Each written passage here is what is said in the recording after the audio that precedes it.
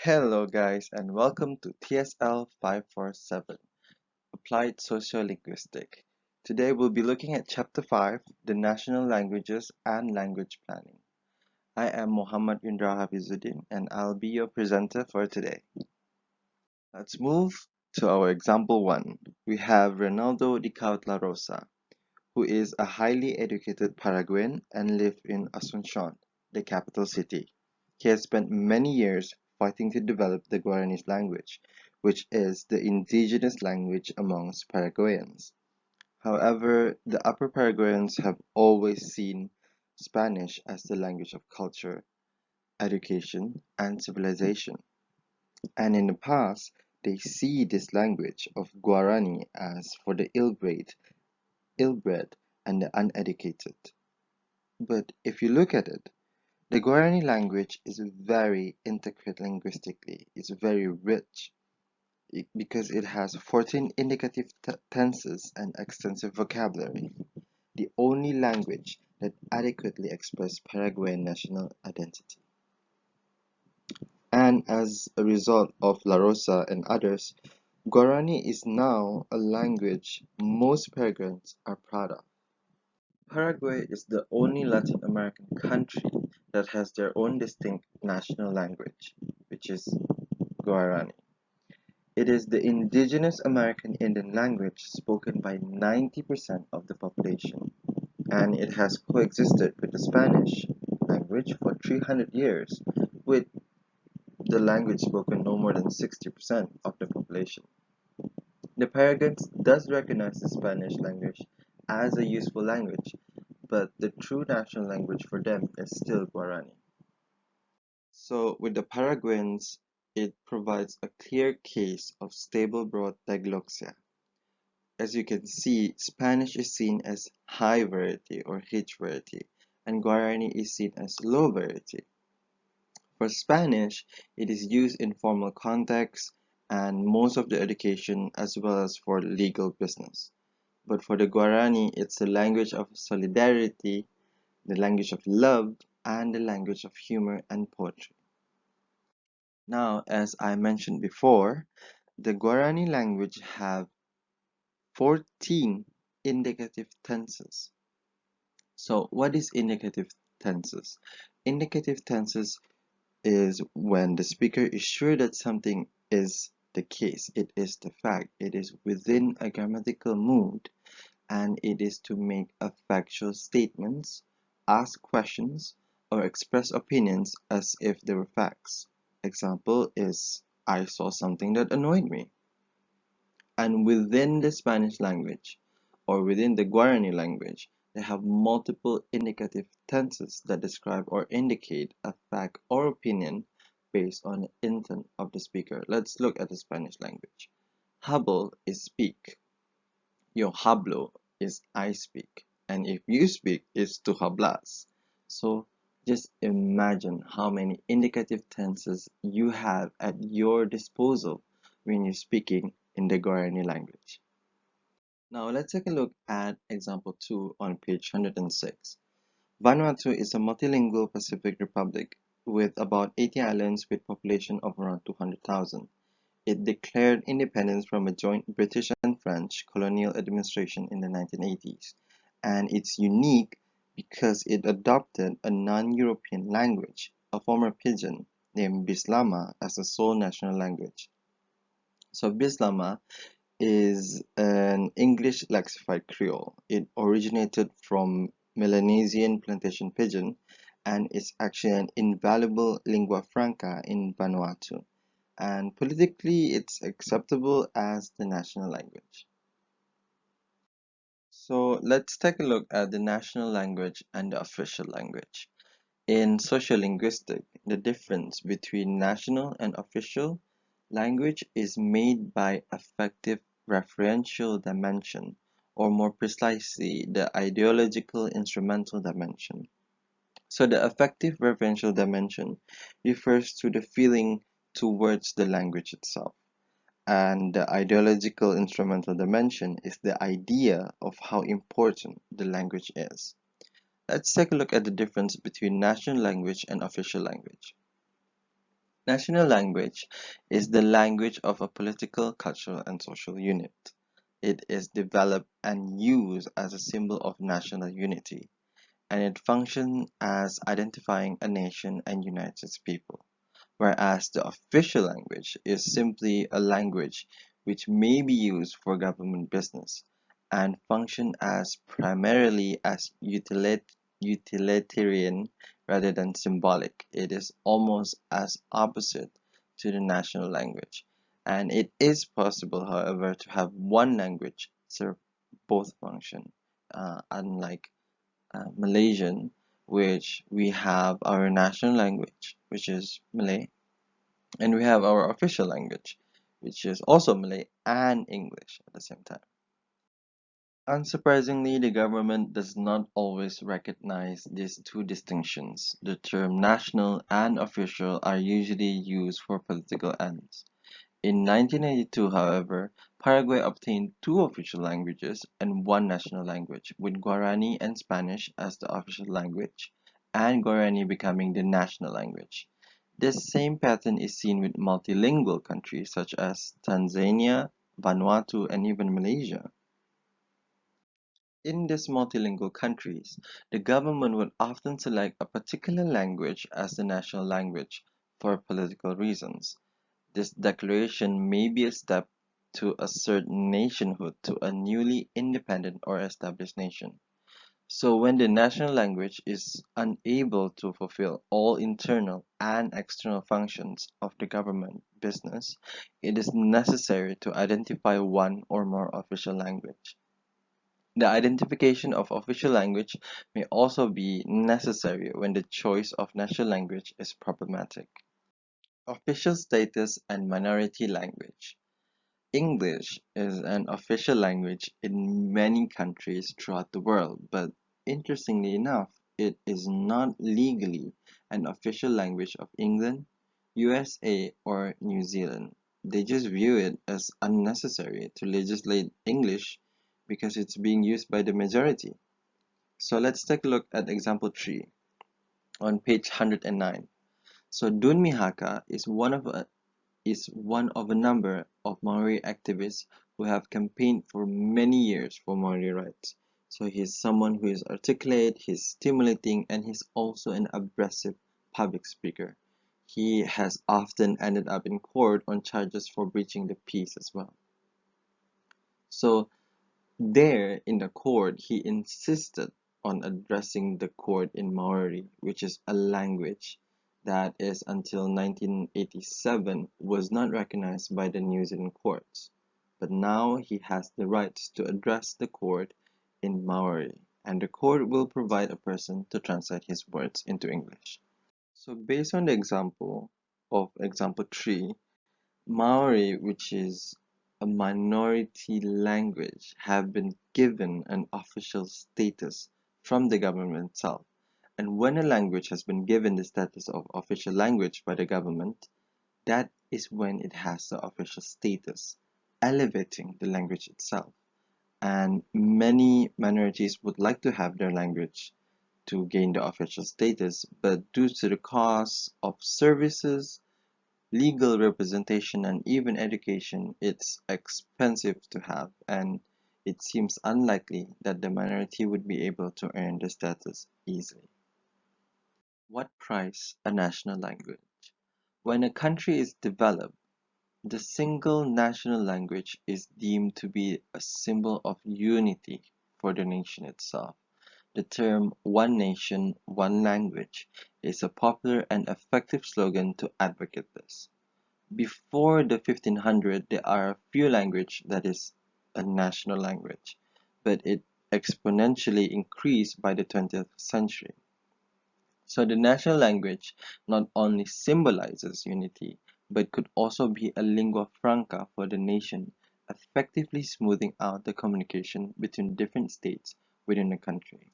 For example, on page 111, when we talk about China, China has a lot and it has way too many states for me to say it out. But from there, after the government have made Mandarin as a national language is just smoothen out the communication between the states. It just helps the country to develop more as a nation. So that is why it is very important for the country to develop a national language.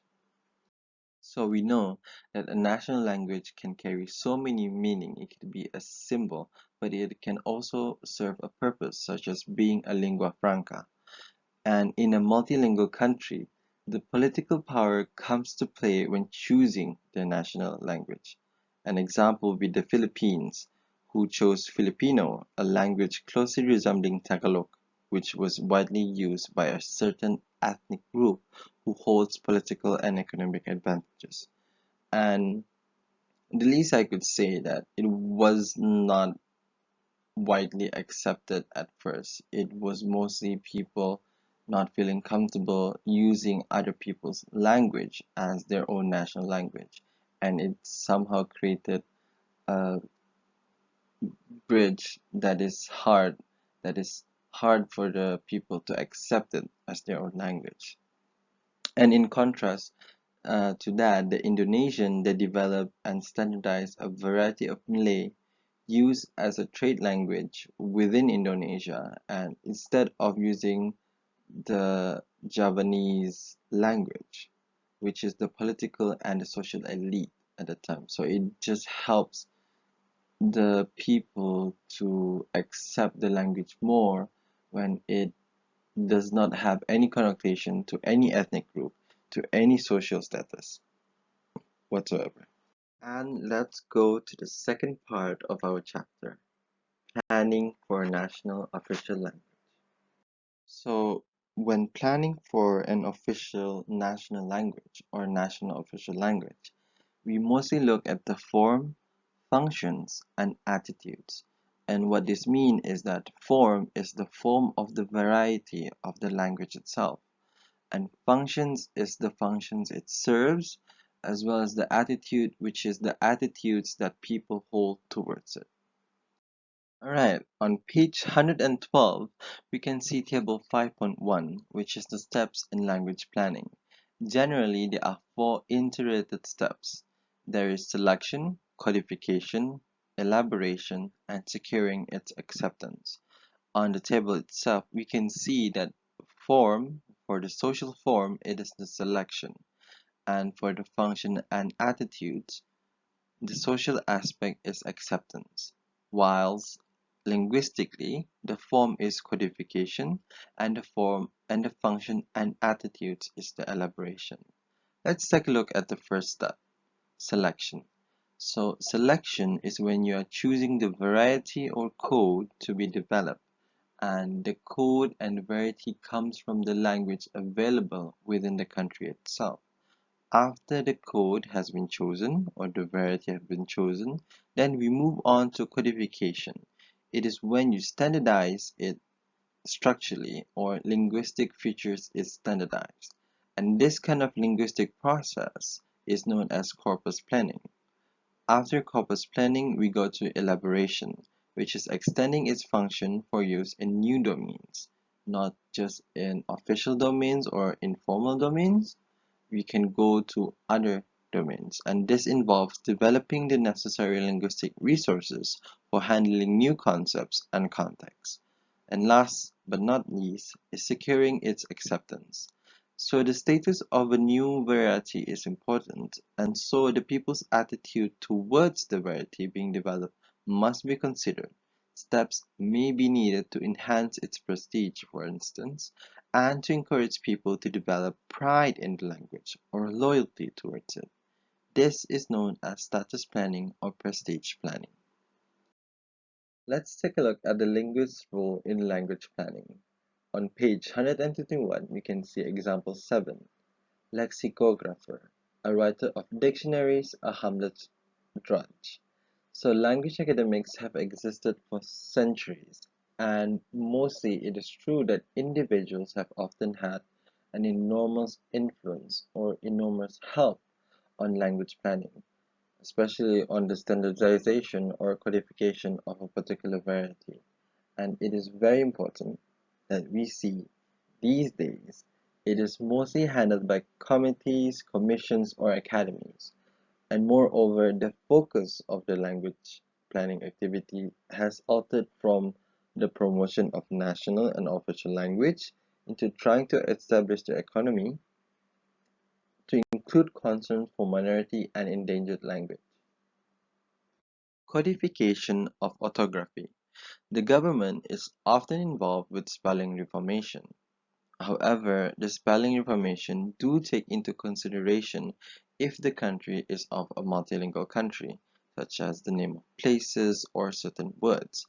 They would take consideration on the spelling affecting the phonological aspect, and thus would appropriately spell out the words to better accommodate learners of the language. Developing vocabulary. On page 134, we can see example 11.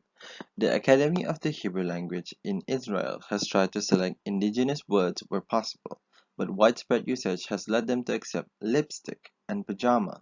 For instance, borrowed words are often integrated into Hebrew structure. However, so that check-im, bank checks, uses the Hebrew plural suffix im. Note to adoption of US spellings rather than British for pajamas and checks.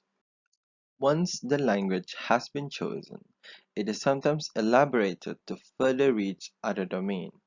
By the example earlier, we see that the vocabulary for certain colloquial things need to be developed.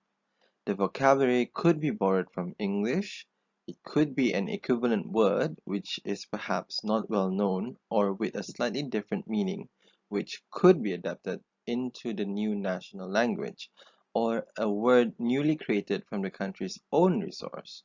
And also coining words is also a solution, such as, for example, nowadays, instead of we say look it up on the web, we can just say Google it, which is coining words. Acceptance. When the populace would accept and use the language, this is what finally determines whether or not the proposed form succeeds. And this includes to an individual words, as it is new to a new code altogether, serving as a standard official language. And having trying to accept the language, the media would certainly help with the process. But ultimately, the people would decide whether or not they are accepting the new national official language. The government support plays an important role in gaining acceptance of code. Let's take a look at example 13, page 126. Getting a separate TV channel was a major triumph for Welsh language activists. This contributed greatly to the status of Welsh as a language to be taken seriously. Radio Vanuatu, a crucial means of inter-island communication, uses mainly Bislama, the national language. This enhances its status and inevitably contributes to the process of standardization. Maori language supporters celebrated the launch of the first Maori television station in March 2004. Broadcasting in Maori and English, it has proved very popular, and according to the media statistics, it reached more than 1.5 million New Zealanders each month, about a third of the total population, including half of all Maori over 5 years old. This is the few steps that the government could take to help the new code be accepted by the people when they are asking or when they are telling the media to prepare those platforms for the new language. It helps with the acceptance much more easier. So yes, the government's influence, the government's help is such a major role in trying to ensure that the code is being accepted and used by the people. Acquisition planning. Now, let us look at the macro level of language planning activities, as opposed to the ones we have looked before, which was micro level of codification, such as the planning, the standardization, the coining, the acceptance, and whatnot. In addition to corpus planning, status or prestige planning, Sociolinguists could also spread a linguistic variety by increasing the number of its users. This is sometimes called as acquisition planning, where it is the most popular way of encouraging the acquisition of a language using the education system. The language planners or the sociolinguists may be asked on giving advice on these types of questions. Who should be the target for promotional efforts? The most effective language teaching methods in certain contexts? What materials should be used? How the program should be evaluated? And should everyone have access to language teaching? These issues needs to be answered by the language planners, and they have to develop a policy on dealing with all of these issues. And as stated before, the education systems, they play a very major role, a very big role in acquisition planning. And the issues of access, curriculum, methodology, and evaluations are all decided by the government department. Now we have come to the conclusion. So we can conclude that we have learned about national language, the official language, the steps or plans on language planning. Simply put, language planning is deliberate language change, and we also discuss on the development of national languages. Language planners generally focus on specific language problems and having the role to develop a policy that would solve it, as I said in the previous slide. We have looked through the language policy through a nation rather than an individual's behavior towards the language, but ultimately it is an individual's language behavior that determines whether or not the national policy succeeds. The multilingualism highlights the linguistic diversity. Not only that, but the rich linguistic diversity within the language itself. And we would often use this diversity to signal our attitudes, our beliefs, or our allegiance, and thus create our own social identities and relationships with other individuals around us. Thank you very much for listening to my presentation. I hope that you have learned at least a little bit of something from what I have said. I'm very sorry if my voice is unclear or if my pronunciation is all over the place. It is because my mic is not working properly. I'm very sorry for that. And once again, thank you very much for listening. I hope you have a great day and please stay safe and stay indoor. Take care.